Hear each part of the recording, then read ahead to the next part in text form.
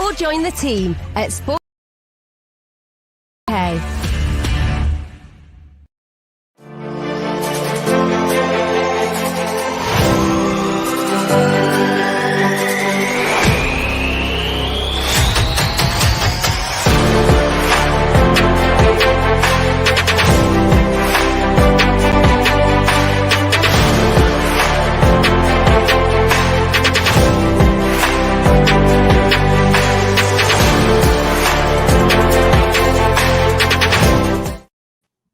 Hello, welcome back to the Masterclass, the Manchester United tactical podcast. My name's Haider Rubbani. We are back, Rob, for a brand new season, a brand new Masterclass. And what a way to do it. What an absolutely fantastic performance. You were there, Rob. I can't even tell you how jealous I was or am of you at the game yesterday. Absolutely amazing. Old Trafford was electric. We obviously saw some of our new signings. Manchester United were unplayable. Pogba, Bruno Fernandes, fantastic. Manchester United tore Leeds apart again. That's now 11 goals we scored against them at home over the last year. Welcome back, Rob. How are you feeling after that fantastic win? You look revitalized. You look like you're glowing. You've been to Old Trafford. It's been a year or over a year since you've been, and you're one of the lucky few that was able to go. Yep, a classic day at the Theatre of Dreams against one of our most dreaded enemies. So it was all set up to be a fantastic day, but of course, when you play a team like Leeds United, it could be anything. You could come away heartbroken and a bit miffed about what you saw. But of course, Manchester United, they produced the script, they read it, and they performed it. And that was what was important yesterday. So many things to talk about, all positive, all leaning towards where we want to see Ole Gunnar Solskjaer's team. And just here we are now. Manchester City have just lost their opening game of the season as we've gone live. And United have effectively a 5-goal swing on them already and 3 points. So it's the first game of the season. We don't get too high. We don't get too low. Though, of course, you can get high when you've won 5-1. But ultimately, it's what you wanted. It's the perfect start to the season. Yeah, absolutely. I mean, questions here saying, can we dream? Look, you can 100% You enjoy can. yesterday. This is what I want to say. To go and play like that in the opening game. And I think United are really building something special here. We can talk about should they be challenged, should they not? But that's not really the point. After about 7 years, Rob, I will say this. I said this in the last podcast we did, that this is the most excited I've been going into the season because I see real quality. I see real together. I see a group of players who will fight tooth and nail for their manager. And that is so evident to see. I see a happy Paul Pogba, in my opinion. Right, he might not sign a new deal, or we don't know what's going on there. But I see a player that's very, very happy at Manchester United. I see the player that's enjoying playing at Manchester United, enjoying playing with world-class players like Bruno Fernandes. I mean, that's a positive, isn't it? We talk about the doom and gloom, United should always aim for first. But at the end of the day, Rob, looking at what we saw yesterday and looking at what we're building, we're not too far off, are we? We're not too far off. And it's one of these things, isn't it? You look at squad building, we look at tactics, and this show is about tactics, and we'll talk about that today. But man management and morale are huge parts of winning titles and winning championships. You have to find that balance between players doing their jobs, players trusting each other, and then also carrying out the manager's instructions. So, this is why I use the word holistic every week, because it is about holistic team building. So it's all of the factors that come together. And I think we did see that on the pitch yesterday. One of the things I said actually at Old Trafford yesterday to quite a few people was that it reminded me of the game against Fulham when United won the title. It was the first key Ronaldo year. So it wasn't his first year at the club, but it was the first year he truly popped. And I think United were 4-0 up in about 28 minutes in that game. And I can remember being at that game, was it now, 12 years ago or something? 13 years ago. Yeah. It's going back that far. And I can remember that feeling that day and walking out the stadium thinking you'd just seen something really special. And we haven't had an opening day like that for a really long time. So that's how yesterday felt, was that, there were ups and downs. Obviously, Leeds scored that cracking goal, which came from a Manchester United error, and we'll break that down as well here today. And that could have been a catalyst for a collapse, or it could have been Manchester United maybe going back into their shell, playing more defensively, trying to nick a goal to win the game 2-1. What it did, it kind of triggered the beast. They went absolutely forward. They looked like they wanted to really hurt Leeds. They looked like offended, which I thought was the best thing. You know, the team actually felt like, what's going on here? This was Like, not how part of dare our you plan. score against us? Yeah, Exactly. the Like, arrogance. and in the past, you know, especially if you think about the last couple of seasons where United have lost lots of home games, it's always been because United kind of clam up at the first sight of failure.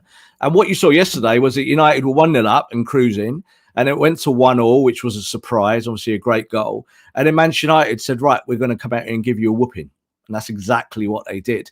And that's rare. We haven't seen that from United in the past, that kind of elite confidence that only teams that truly know that they can hurt opponents have. You know, most teams do not have that. So the fact that it kind of played out in that manner was beautiful, because I think that kind of takes you forward. You feel that they can do that in every game. And now it's about just keeping players fit, integrating the players that didn't play yesterday, and Ole keeping that mood high. You know, I always talk about pepping the balloon up. You know, that's how you kind of cope. You just keep everything running smoothly and let all the moving parts take shape. And we saw that yesterday, and hopefully we'll see that now going forward. Yeah, well said, Rob. And guys, look, if you're listening to this on Twitter, do come over to the YouTube channel, subscribe there. We have a lot more content coming on. We are doing a fancy football show. Rob will be doing his Robcast United Daily show. So if you are on Twitter, do come over, hit the subscribe button, and we'd love you to join us on our journey here. And before we do start as well, Rob, I just want to give a shout out to one of our great friends of the show, the United Link, for his continued support. All of you have been amazing, but United Link has been a really great supporter of us. If you don't follow him on Twitter, I'm sure you do. He's got 120,000 followers, but do give him a follow as well, because he's a great account at United News. He's very objective in his approach. We like to think we are as well, and I think we want you guys to be following loads of great accounts like that. But let's go, Rob. Let's start with to sort of break down the formation. So what we're going to do is we're going to go up the who scored sort of metrics and their graphic up here. And as you can see, look, United 4-2-3-1, it looks like, but it wasn't really a 4-2-3-1, was it? We had Pogba as almost a floating eight. So let's talk about that a little bit. How do you think we could be going forward in the season with Paul Pogba? Because I think he will stay. And do you think Ole Gunnar Solskjaer has actually found a way to get more out of Paul Pogba than we've seen from Jose Mourinho before that, or anyone else at his time at Manchester United? Right. Well, was it a 4-2-3-1 or was it a transitional 4-3-3? I believe it's a 4-2-3-1. Why do I say that? It's because United always play it. It's not a system that United kind of chop and change with, but it's about the moving pieces within that. So what we saw yesterday in that game was, as you just highlighted there, was about the kind of Paul Pogba being freed to do Paul Pogba things in a part of the pitch that matters. Now, I'm not saying that it doesn't matter when you take the ball off a centre-back. Of course it does. But it's harder to play the killer ball. And I said this for the whole of the Masterclass in the first season, that you cannot do that from those areas. You can play 60-yard balls to your blue in the face, but you've got to find a way to be more dangerous at the top end of the pitch. So United played 4-2-3-1 against Leeds, but it was how they facilitated that. And this victory wasn't about Paul Pogba. Now, that might sound weird because he got 4 assists and played a fantastic game. And this wasn't about Bruno Fernandes scoring a hat-trick. What this was about how the functionality in front of your back four works. How do you protect? How do you stop the opponent? How do you get the ball, retain the ball, and move it on? And we won this game because of Fred and McTominay. Now, that is not going to be your populist line. You're not going to hear that on many of the fan channels. People won't talk about this, but this is how it goes. Because what happened in that first half, United kind of played about 35 minutes of kind of high intensity football, kind of finding their way into the game, taking control. And I think the last 10 minutes of that first half, it kind of went off a little bit. McTominay got injured, found it difficult to be mobile. And they just saw obviously the first half out being in the lead. In the second half, that's when Leeds struck. And that goal came about from the failure of the double pivot. So I think you see from the throw-in that it goes across McTominay. And because he's not fit, because he's been injured 20 minutes before and he's still limping, he kind of lets the runner go across him and Fred doesn't read it. So they're a little bit withdrawn and they run across the area without any tackling. Obviously gets to Ayling. Ayling takes touch. Bang, top corner, 1-1. That's that. But after that, the double pivot did nothing wrong for the rest of the game. And what it does, it shores up the area. It's not 2 defensive midfielders. United did not play with 2 DMs yesterday. Fred scored a goal inside the box. Why? Into the box. He doesn't get in there if he's a defensive midfielder, does he? He's not allowed. Scott McTominay was bursting forward for most of the game when he was given license. So you saw McTominay try to double up with James. So James played very wide yesterday. When you look at the shape in the 4-2-3-1, he was probably the widest player on the whole of the football pitch, even with the fullbacks maybe coming a little bit more narrow than usual. But you saw that the link play was about the front four. How do you make the front four work with a kind of danger-free aspect? So if you give the ball away, so if you look here, obviously on our graphic here, we've got from Who Scored, you can see that that's the basic shape of the team, a shape that we all know very, very well. And you can see that Bruno there is essentially the number 10.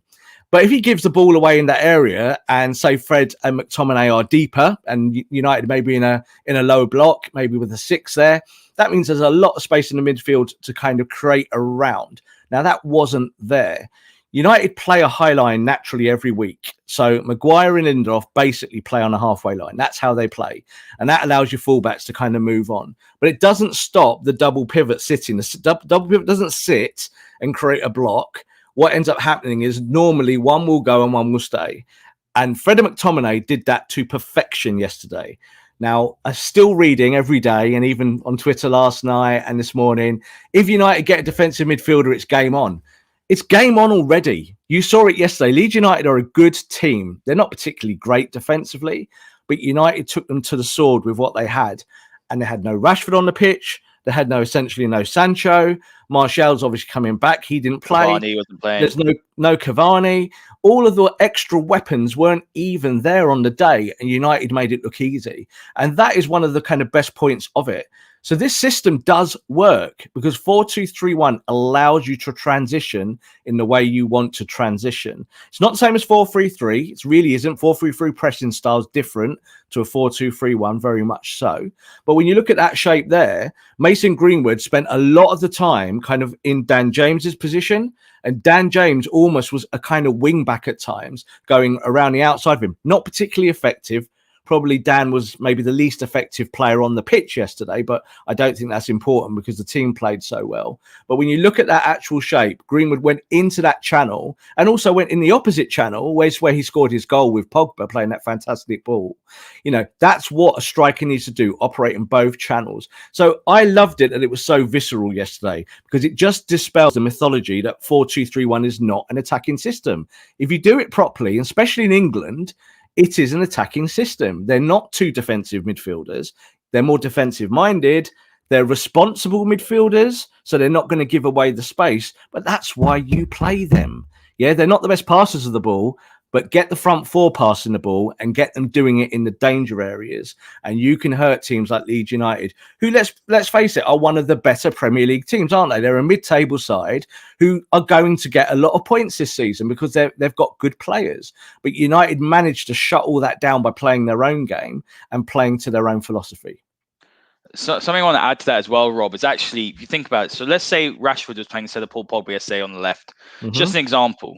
I actually think that Sancho is closer not in the mold of Paul Pogba, but with Sancho, you have a bit better ball retention and the ball at his feet than you say Marcus Rashford. But if you'd had Rashford there yesterday, I don't think United would have scored 5 goals. And I'll tell you why, because you can play McFred if you've got someone with the ball playing ability like Paul Pogba, playing off that left-hand side, in my opinion. And that's why I think going forward, that's where I want to see Paul Pogba. But before we go into Pogba a little bit more, I just want to talk about Mason, because you didn't mention him, and I absolutely agree with what you said about Mason Greenwood. That finish yesterday, Rob, that whole goal was just unbelievable.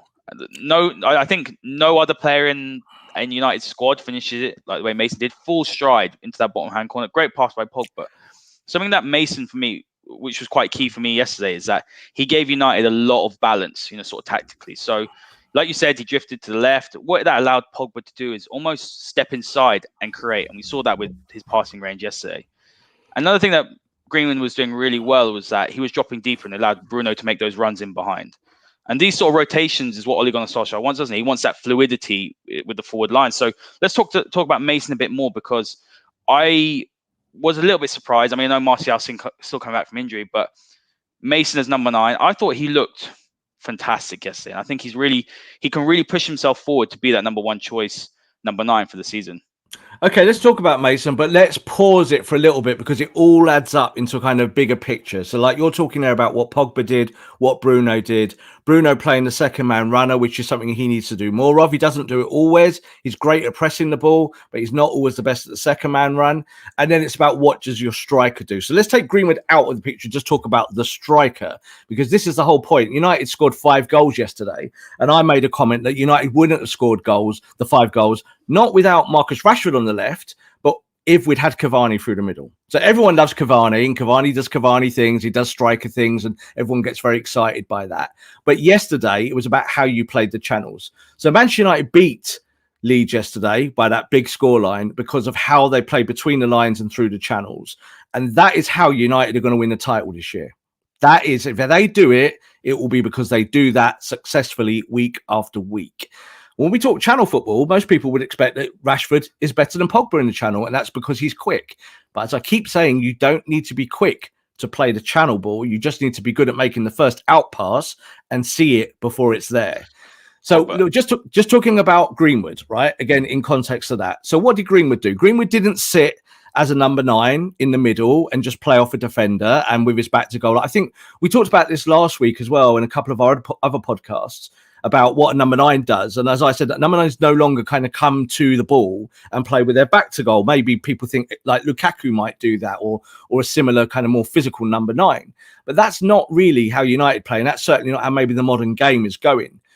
Mason Greenwood basically played Mason Greenwood's game yesterday. It doesn't matter if he's the number 9 or if he's playing to the right of a free. It doesn't matter. He played his game. So when you look at the goal that he scored, he sniffed that out from the left channel. So that ball came from Pogba. And we know that, I think when you look at the assist that Paul Pogba gave, a lot of people moan about what is an assist. And sometimes, you know, if it's a little tap pass like 2 yards ago, oh, that wasn't really an assist. And there should be some kind of XG alternative as to what's a real assist. Well, Paul Pogba's 4 assists yesterday were proper assists, where he's seen it in a way that no one else on the football pitch can see it. But Greenwood knows this. Greenwood makes that run because the ball is at Paul Pogba's feet.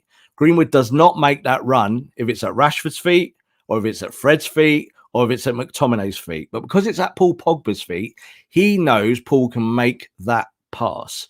And that's essential. Like, people might not realize that when you train, but that's why you train with people, because you start to learn what they can do and what's their ceiling. And that ball from Pogba, I watched it in real time there, and I thought, what is he doing? Like, I saw Dan James on the right hand side. It was completely free and they had space on the right. And I thought, switch it.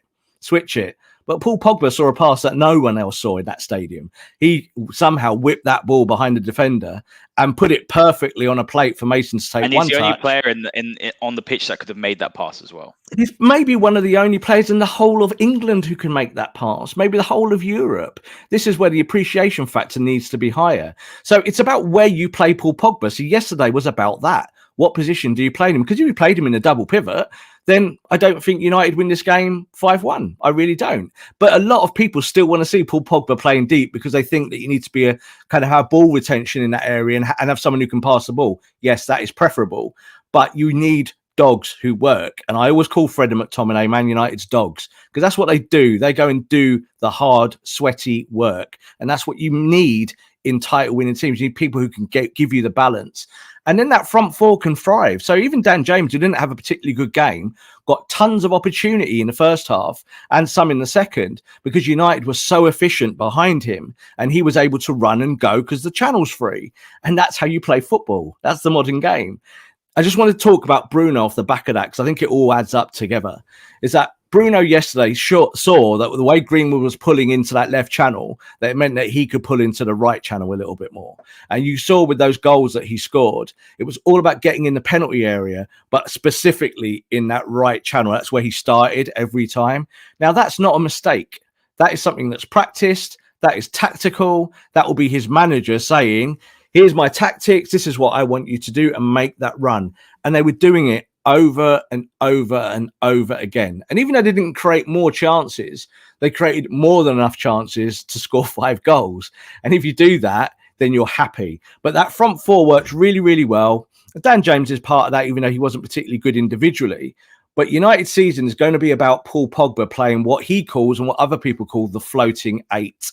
So if you've got the double pivot, and people don't like that term for two midfielders in the middle, Paul Pogba isn't a left-sided forward, is he? He's not really in the number 11. He doesn't go that wide. He can go there if he wants to, but it's about freedom to come backwards and forwards and receive the ball in space to then go and kill the opponent. He killed the opponent yesterday, Paul Pogba, but he had a really, really good supporting cast. Bruno Fernandes does not get that hat-trick unless Paul Pogba is on that pitch. And it's as simple as that, because normally when Bruno has to come back and do a little bit more of that creative work a bit deeper, you lose what he has going forward, Rob. Yeah, then Cavani, like we've said last season a lot, didn't we, that when Cavani and Bruno played together, the issue was that they were too far apart. So Bruno would drop deeper and Cavani would be trying to play off the last man. So it then ends up being a kind of 40-yard ball into space rather than a 10-yard pass through the channel. And you've got to kind of make football simple. So yesterday, the best thing about United was it was oh so simple. The whole game, their game plan was simple. They were like, when we get the ball from the pivot, we're going to move it quick and we're going to burst. It wasn't counter-attack football. It was pure football. It was on the deck, seeing passes, seeing stuff open up. It was a chess match played at high speed. And United were doing it like you would expect an elite team in Europe to do it. Whereas maybe the year 2, 3, 4 back, we were not seeing anything close to this. And this is why I defend Ole, not because I'm an Ole Gunnar Solskjaer fan or a kind of, legacy fan or whatever they want to call them these days. It's because he's getting these tactics right. He's training this team to do this. And I've seen it progressively through last season. And this is the first game of a new season. And it's still carrying on. And I'm very excited because there's still players to come back. Yeah, well said, Rob. Something I do want to touch on as well. Then we've got a lot of questions here regarding what happens to Rashford when he's fit. Sorry, what happens to Pogba when Rashford's fit. But let me just sort of bring up another point here, which I thought United did very well, and we weren't seeing a couple of seasons ago. So the off the ball movement yesterday was very key to United's win, and I actually think it was the best part of their display. Now, I think what United did very, very well, sort of as especially the attacking players, is that they were looking to drag Leeds' defensive unit, so they're dragging the midfielders and the centre backs, and this created a lot of space. And what United did so well is they literally, it was like a hot knife through butter. They just cut straight through them, and we saw two occasions. Obviously, the Pogba pass and the Lindelof pass as well was fantastic, and that's what Victor Lindelof can do. Yeah. It's very funny because I said to someone yesterday when I was watching, I said, watch Victor Lindelof now have an absolute worldie of a couple of performances now that someone like Varane has come in. But I just thought, we know what Lindelof's weaknesses are. We know that he's not strong under aerial the ball. He is weak defensively, but as a ball playing centre back, he is fantastic at what he does, and he's got a really good pass on him. And that pass for Bruno's goal, that goal was just incredible, wasn't it? The first time hit for his hat trick. But that's what United did so well, is that off the ball movement, and something that I've said for at least a lot of times last season. Come on, guys, we need these attacking players to. They like ball to feet. They don't like to make those runs or make that movement. But I think United are getting much better at that as an attacking unit. So that's something I want to add. But there's a lot of questions here. So what happens to Pogba when Rashford is fit? What do you say to that? Put Marcus Rashford on the bench. Yeah, I think so as well. I think he'd be better off the bench. The thing, I don't know if he'll be better off. I think we have to be careful what we say. Marcus Rashford is a starter, there's no doubt about it. But you pick your best team. So nobody gets kind of their dues paid for whatever reason, whether they've been at the club a long time or they're new or they're worth £100 million. We've just seen this with Jack Grealish for Manchester City. £100 million, so he has to play every week. Oh, that might be a problem. You play the players that fit your system the best. What we saw yesterday was pretty much United's best selection for that system. You can obviously include Varane in that. Varane will come into the team. That means Victor Lindelof will be sacrificed and he'll have to go on the bench. That's just the way it goes. But if Varane, either gets injured or Maguire gets injured, that Lindelof will step in and you've got a very competent centre-back to come back into the team. And I look at the same with Marcus. So when Marcus comes back, if he's electric, I said this, I think on our last show as well, 32 goal assists and goal involvements, I should say, last season proves that he's one of the elite forwards in world football. It's true, so it's about your shape. So the whole idea is, how do you accommodate Paul Pogba?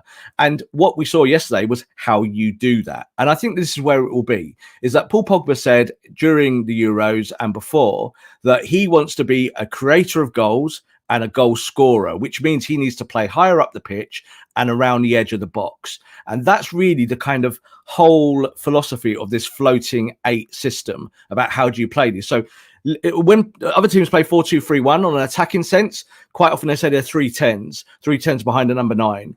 But it's not as kind of simple as that for United because of the way they play in that position. So you find that Fernandes is really more traditional 10. Dan James is almost like a traditional 11, going much wider, looking for the space to drive into in this system. And Paul Pogba is the floating 8 because he's the guy that will drop in, maybe come and take the ball off Fred a few yards further, or he might even go the opposite way into space if it's there and ask for the ball much higher up the pitch, maybe in a Jack Grealish territory, in that left-hand side, not quite a winger, but in that space in the channel. That's what United did yesterday. And I think that this is the system that Ole wants to play because it is much more attacking in terms of like a 4-3-3.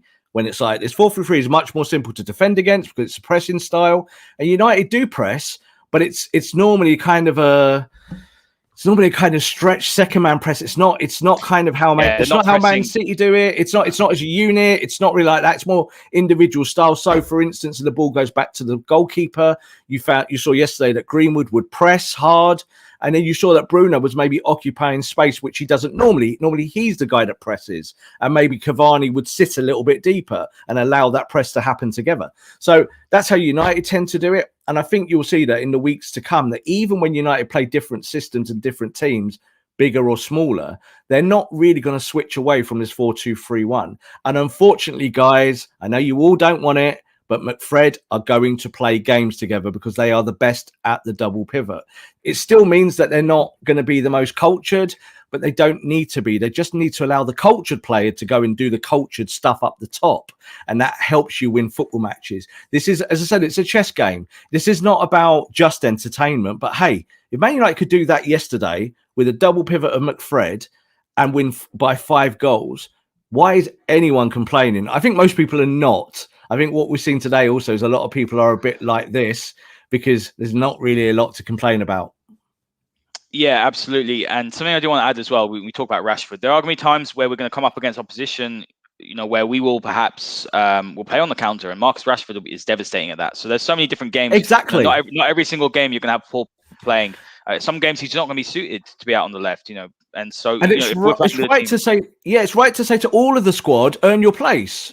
Yeah, it's right. It's right to say to Donny van der Beek, get in the gym, Donny, which is what United have done. United said, go and sort it out. You have to sort your deficiencies out. If Marcus needs to have better ball retention or he needs to be a more effective player, then go and do that. If you're not doing that, then we're going to ask why. So it's the same about Paul Pogba is that we know what he's good at, but let's be honest, for years, he's been used in this kind of faux number 6 way. And we've said for years, it's not really what he's good at. He can do it.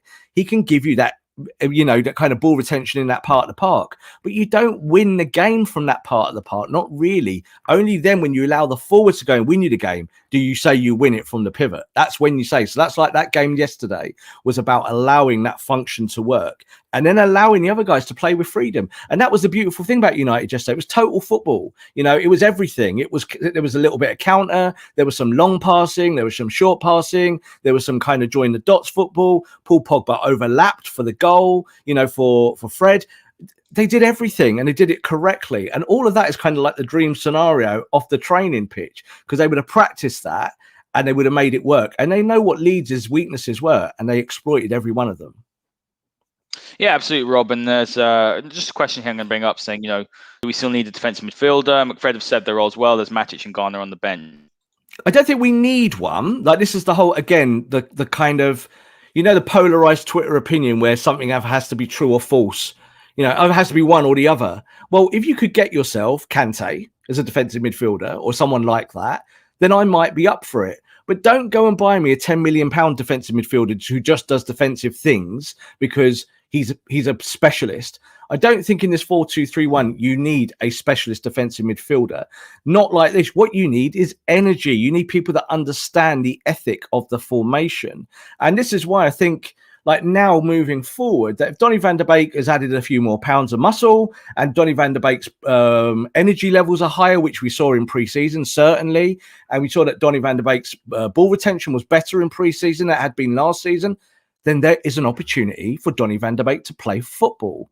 in the double pivot. But last year, we've explained already why Donny didn't play that role. And it had nothing to do with preferences. It's just that he played it badly. So he has to learn that his place in this team is in that double pivot. But he's got to fight Fred and McTominay, who do the job properly every week. It doesn't matter whether you went through Ajax's system. I've heard this loads. People tweeting me again saying he went through Ajax's system. He's a cultured player. He's a baller and all of this. It doesn't matter. What matters is winning games. And Donny van de Beek hasn't helped Man United win football matches, not as of yet.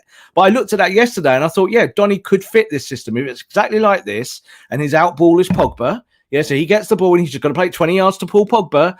And then Pogba can look up and Bruno can make that kind of second and third man run across into that channel. You're away. It doesn't matter who you play. You can play Man City and you will destroy them. If you could play Liverpool, you will destroy them. And they're the best other two teams in the division. Chelsea, much more of a kind of more sensible defensive formation. They would sit in a lower block and try and stop you playing that system. But that would show that it would then be a case of kind of attack versus defense, wouldn't it? And as United fans, we would always much prefer to see us on the front foot than the back foot. Yeah, I actually I agree with you on the Donny point. You know, so last season I wouldn't have said that because he wasn't showing anything. Me neither. Especially that this is a funny thing as well, Rob. You see people say, "See, why is Donny played well against Everton in the preseason? See, Donny's been doing this the whole time. He hasn't, though. That's the point. But actually, he's from the small sample size that we've seen of him in preseason, and he's definitely packed on the pounds. We said this in the last podcast. I'm now happy to turn around and say, right, yeah, I'd love to see Donny in that midfield. If Donny can do the functional and defensive side better than McFred, one of them, he will start instead of them because he's a better footballer. There's going to be games where, like yesterday, like we know what Leeds do, don't we? Leeds like to play a kind of higher pressing style. They will chase everything. They are a pack of dogs. That's the Bielsa formation. It's like chase everything and get forward. But they didn't do that yesterday, Rob. But they didn't do it. What they did was what they did in the second game last season. So when we hammered them 6-1 and they got a reality check, Bielsa then in that second game changed it, played much more controlled, and they played a kind of more man-for-man system. So they kind of, when someone had the ball, they were pressed, but it wasn't a kind of all-encompassing press, kind of pushing forward, pushing the game that way. Now, they didn't do that yesterday. It was much more kind of like the second way of what they did before, but it was almost trying to avoid being blown away. And what happened was that as soon as it got to 1-1, because that was the turning point. It wasn't when United were leading the game. When it went to 1-1, United got offended that the game had gone to 1-1 and just turned it on. And within minutes have kind of blown Leeds away and shown that they were technically superior, kind of every position, in kind of being more aggressive and being more motivated and being faster and doing all of those things that you want to see the tick boxes there ticked. They did it. And Leeds suddenly were just like rabbit in headlights. So that's how Leeds played yesterday. They didn't play a normal system. And I think that hurts them. I think they should have just come to us and played their system because they know it and it's been successful. And, you know, if you're going to lose 6-1, well, you lost 5-1 anyway by not playing it. So you might as well play it and give it a go and maybe score some goals. And the only time I think just to kind of reflect on that, looking at our back four and talking about future going forward, obviously Varane coming to the football club, there was only really once or twice where Leeds got the ball where they were trying to get the ball behind Maguire and Lindelof couldn't cover. I think it happened once or twice in the first half. And Bamford obviously trying to play between the two centre-backs. But that was the only thing he had in the whole game. He had nothing, and he couldn't. The ball wasn't going wide. It wasn't coming in for him. There was no kind of service. So Patrick Bamford had a very, ineffective day at the office, and that's not really his fault. But I think going forward, when you look at that, you'll find that United do play a lone striker quite a lot against them, and it will be about having that coverage at the back because they might only get one chance or two chances like Leeds had yesterday, but then you need someone with pace to look after that function. And now Manchester United have got someone with pace. Yeah, absolutely, guys. Get your questions in as well. We're gonna move on. So, like, hopefully, if you've got some tactical questions, please do chuck them in the chat. That's what we will be answering today. But Rob, let's talk about Raphael Varane. Honestly, that entrance, that presentation before, I absolutely, you know why? None of this social media videos and all this rubbish. That was like old school, isn't it? That was pure. That's the way I want to see players, star players, presented to the Old Trafford crowd. I mean, you were there, so you can talk to the listeners. I mean, it just went crazy. I got goosebumps. I just thought it was amazing. But firstly, great PR move by Manchester United. I think that was fantastic. Really, really smart. Got the crowd absolutely going. And Varane looks really happy. I know I sound shocked saying that, He's moved to Manchester. Used to live in Madrid. I know these are like little things, but he looked genuinely happy to be there.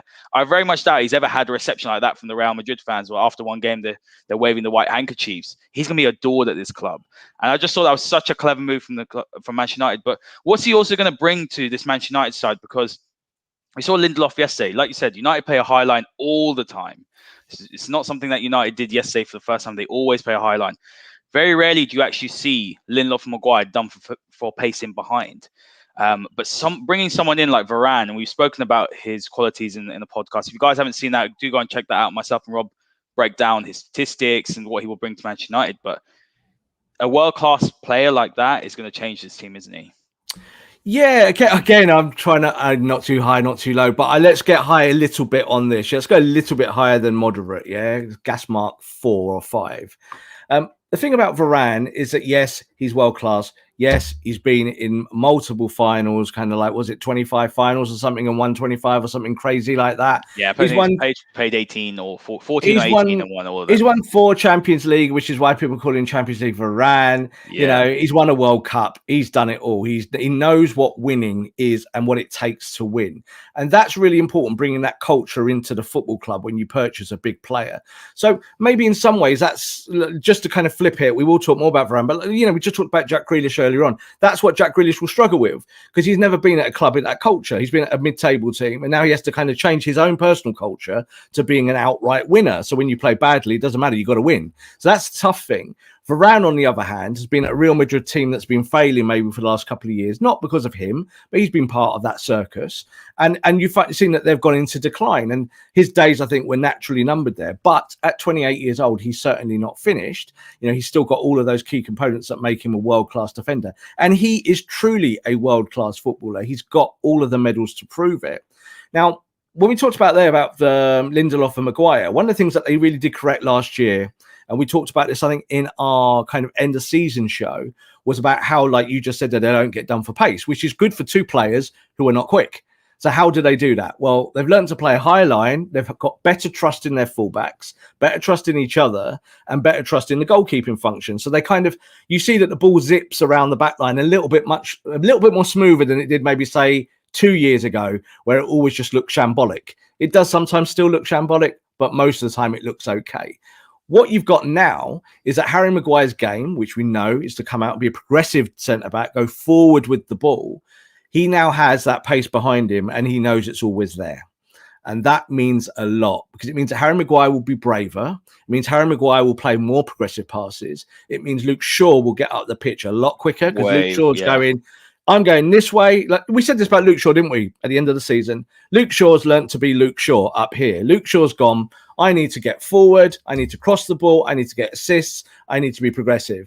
And then everything else I kind of sort out afterwards. You know, if I've got a cover, I'll get back. I'll work. I'll do all the hard stuff. So Wan-Bissaka's in the same boat this year. But now Wan-Bissaka doesn't look inside and say, Victor Lindelof's one-on-one with Jamie Vardy. Do I stick and twist? No, I'm still going, because I now need to be Aaron Wan-Bissaka. I need to be what Luke Shaw's doing on that side over there. But hey, I've got Champions League Varane 20 yards behind me. So there is a kind of, it's about balance. And I think this is where Ole's squad building has been incredibly impressive, because he's identified that that is what you need, not just big names, but balance. How do I get the player that comes in that gives me the balance? I see questions there about Jadon Sancho in our comments. And Jadon Sancho obviously only came on for 10 minutes. Jadon Sancho fits this 4-2-3-1 like a glove. Yeah, 100%. Dortmund play this system, and they've played it a lot. And people say, oh, Dortmund play 4-3-3. They haven't. They've played 4-2-3-1 a hell of a lot. And we saw that when Jadon came on the pitch yesterday, where did he go? Straight to the left. He played on the left. He didn't go on the right. And people obviously think that Jadon Sancho is a right winger. So he can do both. We know that. He's played mostly on the left for Dortmund in the last 12 months. 60, when you first joined in first season there, he played 30 and started off on the left. The last 2 seasons, he's played 60 games and he's played them on the right. His numbers actually, if you do goals and assists per game, is better on the left, but less games, isn't it, Rob? But you can do both. It's pennies. It's pennies out the pound. It's really not, it's not huge. It's not like, oh, if he plays on the left, he can't be as productive as he is on the right. You know, and that's kind of the same thing people say about Marcus, because it looks more natural on the left. But actually, when you look at his figures, he was still getting as many goals and assists from the right as he was the left. So it's about that, isn't it? That's what runs the game, those kind of stats. So I think when you look at Jadon and you look at the 4-2-3-1, you look at Varane coming in and you look at maybe Maguire being more progressive and the fullbacks pushing on, the whole shape of the team is about penetrating the penalty area. And United have not been good at that under successive managers. They were poor with it with Van Gaal. With Mourinho, it was kind of non-existent. The whole game was about how can we feed Lukaku. Poor Romelu Lukaku was having to kind of do 25 different things, dropping in and out. They wanted him to tap the ball in, but they wanted him to play with his back to goal, and they wanted him to go in the channel sometimes. And it's too much. So United now have a system that works. Now we'll go back to Mason Greenwood, like you said at the start. Mason Greenwood fits that system like a glove because he can play the 9, but still shift to the right. Sancho can play the left, but switch to the right at the drop of a hat now. You've got Bruno, who can go either side.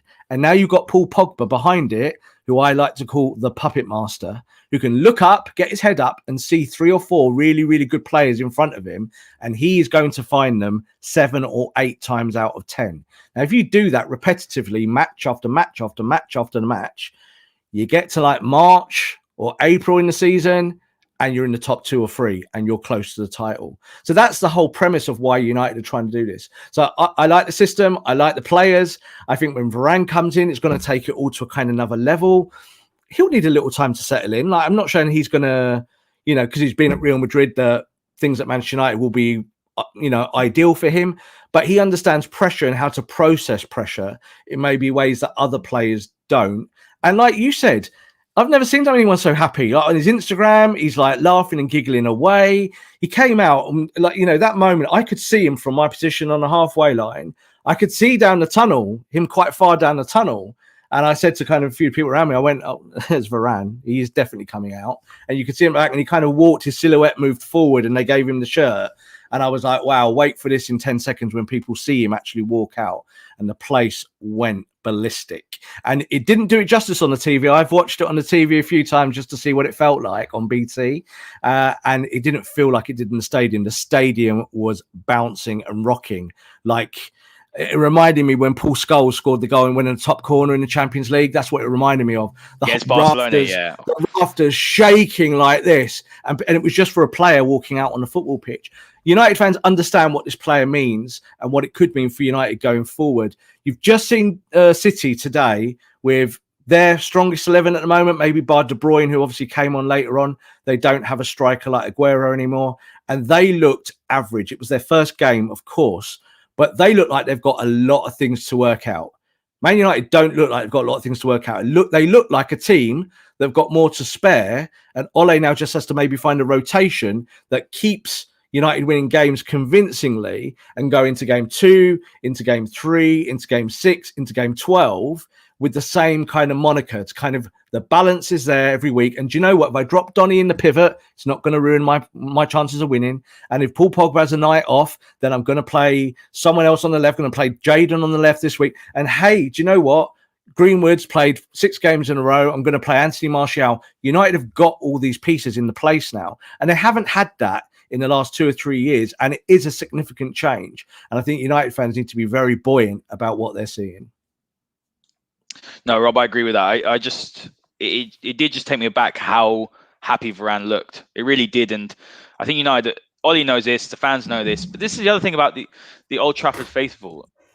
They're very supportive, very loyal to players, to the manager. And, Varane won't be in a situation, in my opinion, where, if he makes a mistake or he struggles a little bit initially, where he's going to have the fans on his back. They will support him till the very end. And I think that is the most important thing. So something I do want to actually quickly bring up, Rob, is that it's a question. It's more of a tactical one here from Ben saying, do we still need a midfielder to carry the ball forward, though? It's only Maguire I can see that's one dirty. Maguire progresses the ball very, very well. But, is that a good point that, United maybe do? Because I kind of agree with that point as well, that maybe United do need someone else in midfield who can do the same thing. But, it worked well yesterday. I think McTominay has moments where he's a good carrier. I think he can do that pretty well. He can take the ball forward. But I think that is that United are going to become a bit unstuck when they play teams who play a lower block. Totally disagree. I disagree because you don't need anyone in midfield in a 4-2-3-1 of this system having ball carrying capabilities from the midfield. That's not what it's about. It's about moving and shifting the ball. So you don't need Scott McTominay kind of tapping the ball 5 yards forward over the halfway line because you're deeper and you give it to that player. So let's look at it this way. Michael Carrick used to be the screener at United. So Carrick would be the guy that would pick the ball off the midfield, off the defenders. But you always found that the guy that started the ball carrying going forward every week was who? Rio Ferdinand. And what happened was that Nemanja Vidic over time also became a little bit more of a ball carrier, so he'd bring it forward. So United would be in the opposition's half before the game had even started. That's where they start. That's their starting point.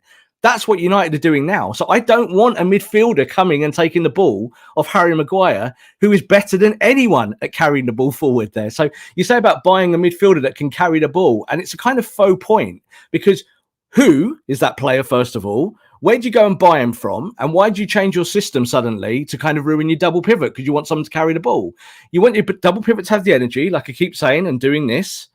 And you want Harry Maguire literally looking up, head up, going, I've got Varane on my inside. I'm carrying that ball into the space. It's not about having the tag of midfielder. And I think this is maybe where fans get maybe not confused, but maybe irrationally put out by it, is that ball carriers are centre-backs now.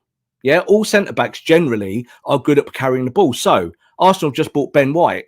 Ben White has got functionality issues, yeah, in terms of how maybe he defends and his physicality and all that. But what is he? He's a ball carrier. So he can carry the ball from that area and eventually they'll build around that. Harry Maguire came to Manchester United as a ball carrier. That's why we bought him. That was exactly why Mourinho wanted him the year before. You know, he wanted him because he was a ball carrier, not because he's the quickest, but it's because he's a ball carrier. So let him carry the ball. Don't go and buy a midfielder to do his job because he doesn't need to do that. I think you'll see in the weeks ahead now, you'll see Harry Maguire carrying the ball to the edge of the opposition box at times because if that channel is open, he's just going to go with it. And he knows behind he's got someone with the pace to. He can get there. If he loses the ball at the end of the pitch, he's 80 yards from goal. It's fine. You know, no one's going to counter attack on you from the edge of their own box, not in general. And like you're saying there, Varane's now got the pace to cover him. And I think you'll see Varane do that as well. I think Varane is a competent ball carrier. I think he's more traditional defending in terms of his physique and his style, and he can kind of do lots of the what I would call English centre-back things. You know, he can kind of go one-on-one with Jules. So for instance, if you play Chelsea, we talked about there, Romelu Lukaku's going to lead that line now. You're going to say to Raphael Varane, go and take care of Romelu. Yeah, if he runs that central channel, you just stick with him and let Harry be the ball carrier. That's all you do. You don't need a midfielder coming to get the ball. So someone like Kante can do that. But again, I said to you earlier, if you want a proper midfielder that does that, then you need to go and find someone as good as Kante. And they don't exist at the moment. They're not on this planet. They haven't built them. They're not in the kind of production line. Someone talks about Camavinga doing it, yeah? Camavinga's 18, can do box-to-box stuff. But if I'm asking an 18-year-old to come and get the ball and be my ball carrier, I probably need my head looking at. Yeah, it doesn't work, not in the Premier League. It might work in 5 years' time, but it's a progressive thing. So I'm more than happy with the ball carriers United got. And I would be happy for Victor Lindelof to be that ball carrier if, say, Harry Maguire wasn't in the team and you had Raphael Varane there with him, say, Maguire gets injured or he needs a rest, then I think Lindelof can carry the ball into that space. He hasn't got a problem with the ball there. And he came to the football club as a ball carrier as well. That's what he was known for. So let players do what they do well and don't overthink those functions by saying, well, a midfielder should do it, because you don't need a Michael Carrick in there screening. What you need is just to work in this system now in a 4-2-3-1. And you see that Fred and McTominay are quite natural of going into the space. So when the centre-back goes, Fred just tucks and allows that space, looks after the space. They don't go too far back. It's not suddenly 5 at the back, is it? And you let one go. It doesn't work like that. It's still progressive. And that makes me happy because I see that and I think that I understand what they're trying to do, even if it doesn't work every time, but it's certainly working more now than being a kind of failing point. I do think as well, Rob, you're going to see Wan-Bissaka now. He's going to be told to do what I'm sure he is already told, but he's going to be doing what Luke Shaw does on the other side. Maybe he won't do it as well, but he will be going, and his starting position will be a lot higher, knowing that he has got Varane behind him. But Rob, I've got a question here saying, do we have the personnel to deal with the low better? I think we do. I think the fact if you have Paul Pogba playing further forward, get him up, into those pockets of space. He's also very good with his ball retention.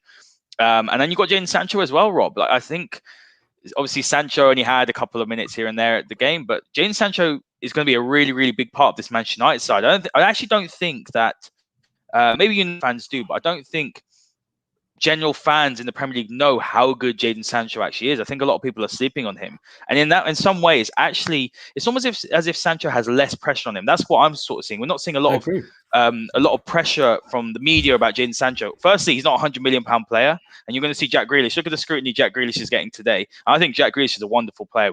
I don't want to talk about him today, but Sancho's come in 73 million. We're not seeing very much about him. I think Oli will integrate him slowly. But I think he's going to be a fantastic player for us this season, obviously, provided he settles. But especially in the final third, one of the big things about Sancho is his ball retention and his creativity. And that's going to help United tenfold when they play against teams who sit back. Absolutely. And the reason why you buy a certain player in a certain position is not because you just want to strengthen that position, but you want to strengthen the 5 positions around it. So like we're just saying there, Aaron Wan-Bissaka, if he's playing with Jadon Sancho, say, week in, week out, that's kind of where United go with the selection. And he's got Varane in there week in, week out. Aaron Wan-Bissaka is going to be better. Simple as that. And as we said earlier on in his stats in another show, his stats, he got as many assists as Luke Shaw last year. So that's something that, again, is mythology busting. People kind of go, well, Luke was the better player. And he was for me, no doubt about it. Luke was up my player of the season. But he actually statistically wasn't that much better. And I think, as well as I said before, Aaron Wan-Bissaka, I think, had 3 more clean sheets than Luke Shaw last season. So I think he had 13 overall. So, yes, absolutely. I think you see that. Just to kind of address the question about the low block. How many teams played a low block in the Premier League, Haider? It depends. Rob, to be honest. No, the answer is this. No, the answer is this. Not enough to get worried about it. Yeah. So if you're playing the low block 12 times, you know, out of 16, yeah, when you're playing week after week after week, then you have to find a way to beat the low block. So teams are not going to come to Old Trafford and necessarily play the low block. So Leeds tried to play a much deeper system yesterday, but they're still a team that are trying to get out. So like I said, they kind of do a man-to-man press then. So that's what I think you'll see more teams do, is that they'll come and they'll do that. Now, I think teams will suffer when they play one up top against United, and they allow maybe to play a lower block, and then United even will still have the ball retention in midfield because United start higher up the pitch. And that is the key, is that 2 or 3 years ago, Mourinho's team itself was a low block, essentially, and they were trying to kind of be cute in how they got the ball forward and playing on the counter-attack more. I don't think United are going to bother doing that. I think United are just going to say, you're going to play the low block and we're just going to come for you. We're going to come for you hard. We're going to go quick through that channels. We're going to play those straight balls and we're going to run. We've got pace, we've got skill, we've got technique, and we're going to show you. And when you do that, you intimidate opponents. So the low block then suddenly evaporates. So I think United played a kind of lowish block, didn't they, against who's in the Champions League? Nagelsmann's team. It's just gone out my head. Oh yeah, Leipzig. So Leipzig kind of played a 3-4-3, and it was essentially a low block at times, and United destroyed it. Yeah. Absolutely ripped it to shreds. And I think United will say, well, if you come to Old Trafford and play a low block, we're going to put 5 past you. I don't think they're worried about that anymore. Whereas I think a season 2 or 3 ago, we all said United could only play in transition on the counter-attack because that was all they were doing. And every time they try to pass the ball inside, they lose it. And you'd be like, oh, even 12 months ago, we were kind of saying that. I don't feel that anymore. I think if you put technically gifted players in the key parts of the pitch, that is the floating 8s we've just talked about. That's the number 10. That's maybe in the wider channels. And maybe as your number 9 who's coming in and out a little bit more. I think that's fine. You get the ball to those players and you say, play. Go and play the game. And then maybe one of McTominay and Fred will break forward and help with that as an extra runner. And that extra runner then opens up the pitch because it means that they've got to cover it. And I just think that those things that maybe we were asking a year ago or 2 years ago as being massive deficiencies, I don't see them anymore. I don't see them game to game when I look at the stats. I don't look back and go, oh, look, United just couldn't pass through these teams. I don't think they'd have to. I think they can play their own style of football, and I think they'll hurt opponents. Yeah, absolutely. I think that's not as problem as it was. I think for Manchester United this season though, it is about winning those games that they didn't win last season against those smaller teams. So look, I'm pretty positive going, Rob. I saw I saw things come together. I saw what Ollie's trying to do. I saw the attacking players know what they were expected to do. They've had 3 years under this manager now. They know what they have to do, and I think that's the key, understanding their roles. But Rob, before we wrap up, I just want to talk about Graham Souness today, and you saw his comments regarding Paul Pogba, and you saw the fact that obviously he's saying he's a £100 million player and he's expected to get 4 assists. I mean, I know we talk about Paul Pogba all the time. I'd love him to stay. I think you saw yesterday what a fantastic player he is. It really doesn't matter what Paul Pogba does. There's always going to be certain sections of the fan base. There's going to be certain sections of the media that won't give him his dues. Yesterday, he got 4 assists, Rob. Was that only 7 other players have done that? Was that right? In Premier League history, only 7 players have ever got 4 assists on a Premier League pitch in one game. So you saw history yesterday. He put in a historical performance. I think it's the only time a Manchester United player has ever done it. I think it's in terms of the stats. Yeah. So that in itself is an amazing thing. And like you just talked about Graham Souness there, I want to talk about what he didn't say, because what he did say was that you should expect that of a £100 million player. But, no one has come out of today's performance of Manchester City losing 1-0 and gone, well, Jack Grealish should have got 4 assists today, should he? Who is actually a £100 million player. Paul Pogba wasn't £100 million when he came to United. But let's not, kind of dilly-dally over numerics. I think as far as Paul goes, it's about him being happy. It's about him being part of a good team. And I stress that, because there's so much over the years he's been part of an average United side. Even the Mourinho team that won kind of 2 or 3 trophies, it still wasn't the greatest team ever. We were still very Ander Herrera heavy. It was that kind of level of talent. Now I think when you look at it and you look at kind of what's around Paul Pogba, Paul gets his head up and he looks over the far side and he sees Jadon Sancho. And he kind of looks inside and he sees Bruno Fernandes. And then he looks and sees gunman Mason running that channel and he's like, this is fun. I'm up for this. And I don't think it's about whether Paul Pogba wants to play a certain style. I just think he plays how he plays the game. And you must put him in dangerous parts of the pitch. If you put him in front in your double pivot and he loses the ball, you're all going to get upset that he dilly-dallied on the ball and say that he does that every week and that's the kind of player he is and he's lazy and etc. As far as Graham Souness goes, Graham Souness could have had the kahunas to say today, do you know what? Yeah, I don't rate Paul Pogba, but do you know what? He was magnificent yesterday. That's all he had to say. Didn't have to say anything else. Didn't have to talk about 100 million this, 100 million that. He could have just ended it on that and kind of been humble with it. And his lack of, humility in that moment is a reflection of him at the end of the day. But as United fans, we don't have to worry about Graham Souness. He's a pundit. He gets paid to make noise. He makes paid to get people upset. Adam, he does that very, very well. So I'm sure his employers are very happy with what he's putting out there. The last point, Rob, before we wrap up, I do also want to say, so I watched Ole Gunnar Solskjaer's on the pitch interview after the game. He was with, I think it was with Rio and Jake Humphrey, the sort of BT coverage. And something that Ole said, which was so key, and it's so clear that Ole and Pogba have a great relationship, they have an understanding. He said, look, I just want Paul to be happy. That's the first thing. I want him to enjoy playing his football. And I've got a great relationship. I've known him since he's a kid. I coached him in the academy. And I think that there is a relationship there. And Paul does look happy. And long may these performances continue, because he's an absolutely fantastic player. And look, we're lucky to have that sort of performance. Him and Bruno Fernandes yesterday were just unplayable. And it's just beautiful to see. And they've got a great little sort of bromance going as well. They love playing with each other. And we don't need to go, Bruno against Pogba like some of the fan base do. Just appreciate and enjoy them. And we're so lucky, because for a lot of the last 7 years, we haven't had quality in our squad. Yeah, I want to make one point about that. It's about what you just said about Ole, because it's very, very true. When Manchester United lost David Moyes, or forced him out the door, you could say, and we went for Van Gaal. Van Gaal was my first choice to get the job. And when Van Gaal did his kind of 2 years, Mourinho was my first choice to get the job for different reasons, yeah? One of the best things that Van Gaal did, and one of the best things that I thought he said overall, was about how he treats footballers as human beings. So he was like, it is not about just the techniques of the game and putting people on a pitch and saying, you do this and you do that. That, of course, is part of the coaching system. But it's about understanding that these are human beings, and that human beings, even when they have untold amount of money and riches and all of this, is that mental health is a massive part of it. And you have to treat these boys like they're part of your family. That it's a tight little unit of players. Maybe in the first team squad, 16 to 20 players. You might have them players on the fringes and obviously the youth team. And you've got to kind of look at a way of making sure that they trust what you're doing. So Van Gaal did that, and he kind of rebooted that culture at United. So I think where we're Moyes, it had skewed. And then when Mourinho came in, he destroyed that. He set it all on fire, poured gasoline on it, lit matches, tried to kill players and all of this because that's what he does. Then Ole kind of came in and reset that button that Van Gaal kind of put in place. And he's known Paul Pogba since, as he said on the telly, I've known Paul since he was this high. That's what he said.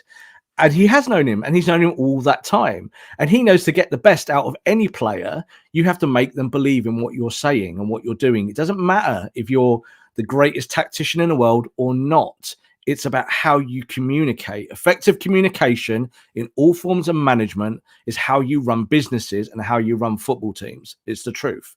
So I think Ole does that really, really well. I don't see the tactical deficiencies that I think a lot of United fans always talk about, and they always refer it against that thing about a defensive midfielder or where you play Pogba or kind of, do we have midfielders that can carry balls and all of this? I don't think it's about that. I think it's about making players trust what you do and then letting them interpret what you do. And I certainly think Paul Pogba is an artist. And I think if you say to him, go out there and be the artist, be that player that makes that final ball, be the creator, go out there, score me 12 goals a year, get me 12 assists, play as a floating 8, and be the man. I think Paul Pogba's up for that. Now what's important is that Manchester United give him the money he deserves, because it's not on the table. He hasn't got the offer that he deserves. And eventually, maybe in 12 months' time, he'll leave. Or you might even find that United, in desperation because they can't negotiate a contract, might not sell him now before August the 31st, but then they might sell him in the transfer window that comes up in the winter. And that would be worse for United, because then you're taking out a major part of your potential championship winning squad and not really doing anything with it. Do you know what I mean? You're losing a player. You might get 20, 30, 40 million back, but then you'd have to spend it very quickly on someone who's probably not as good as Paul Pogba. The ideal scenario here is to get Paul Pogba a contract that he wants to sign, keep him at the football club for, say, another 3 to 4 years, make him a leader of the team. He already is. He's the leader of that dressing room, and people don't realize that.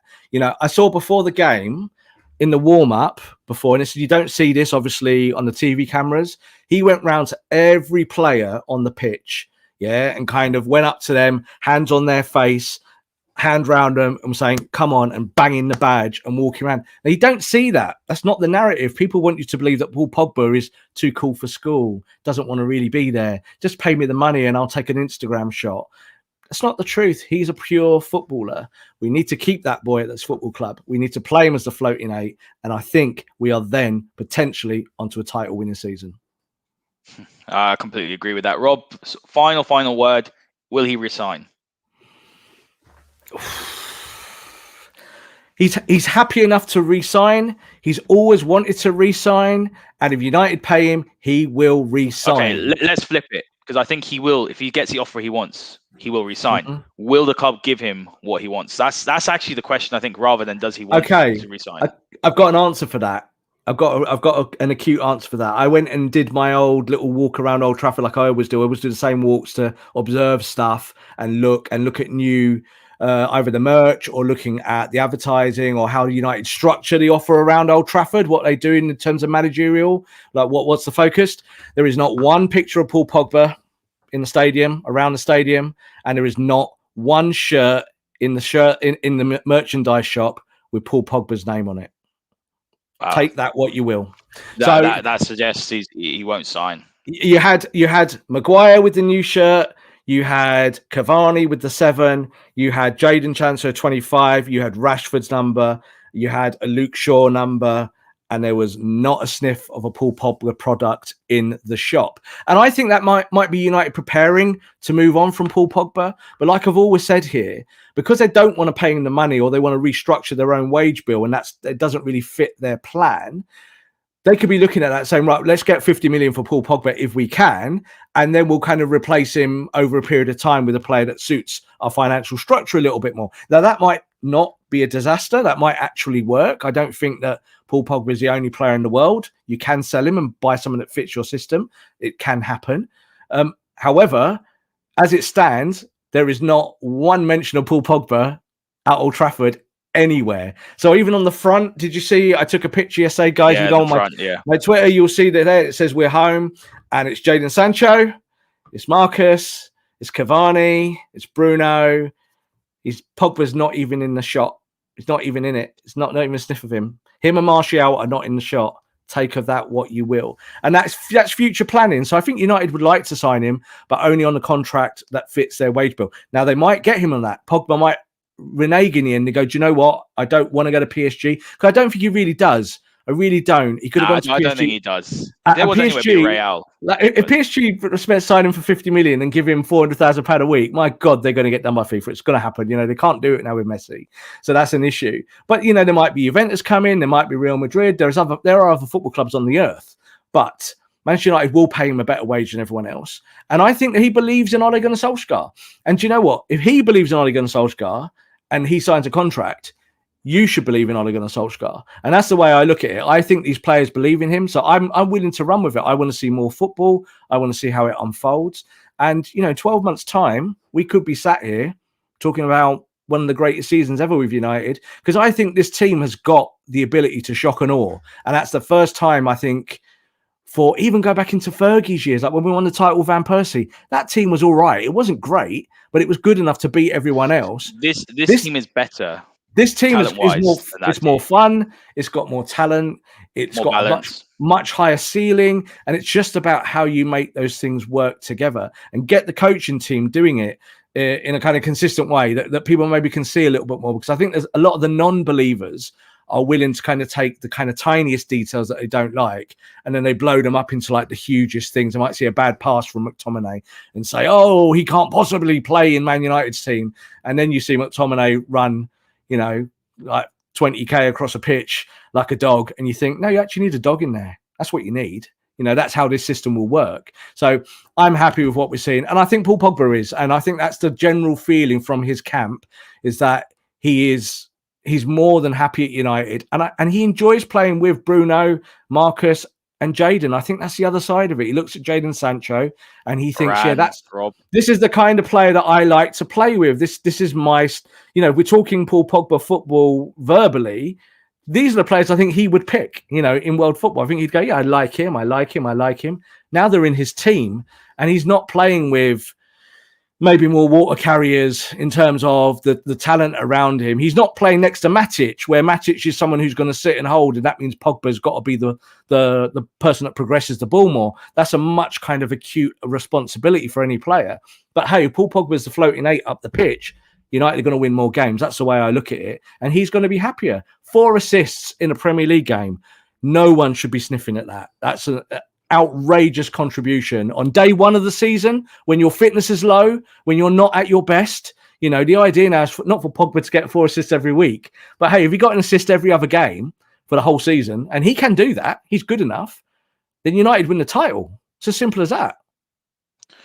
So my final word, Rob, before we wrap up, is one thing. You make a great point that if Pogba signs a new contract, and that shows that he does believe Ole can win trophies. And that's why Pogba's wanted to go for all these years, because he wants to win trophies, and the quality around him has not been good enough. The second point I want to make actually as well is that you say 4 assists. They were all quality assists. They weren't little 5-yard passes. So that's the last thing I want. But look, guys, thanks so much for joining us. We will be back next week for another masterclass. We'll also have the second episode of the FPL Fancy Football Masterclass, which is Rob's little baby. Obviously, Rob's in the top 1%, like he was telling everyone the other day. So definitely check that out. Not at the moment, guys. I don't think I am, but not right now. Yeah, with your little picks. But game week 1. Hey, Salah brought it back for me, so I'm all right. Exactly. But look, guys, also keep a lookout for the Robcast that will be coming out soon as well. That'll be Rob doing sort of 15 to 20 minutes daily about United news. So definitely hit the subscribe button. If you're new here, and I can see a lot of people that are listening on Twitter, come over to the YouTube channel, the Football Masterclass, hit the subscribe button. We'd love to see you here more often. We've had some really great new listeners here today, and then obviously a lot of the amazing regulars as well. So thank you very much. Yeah, guys, if you subscribe to to our YouTube channel, that will give you the quickest way of seeing all our content now. So, of course, a lot of you guys are Twitter heads, and you see all of our stuff on Twitter, and we will be posting on there like we always do, and you'll be able to see it on your timelines. But, of course, if you subscribe to the YouTube channel, click, obviously, the notification bell every time we go live or every time we do a new show, and there's going to be a lot more coming this year. You will see it before anyone else. Absolutely. And guys, you can also hit the notification button if you want to be notified when we have shows. So guys, thanks very much for listening. Great result for Manchester United. We're allowed to get a little bit high today, and we'll see you next time. This podcast is part of the Sports Social Podcast Network.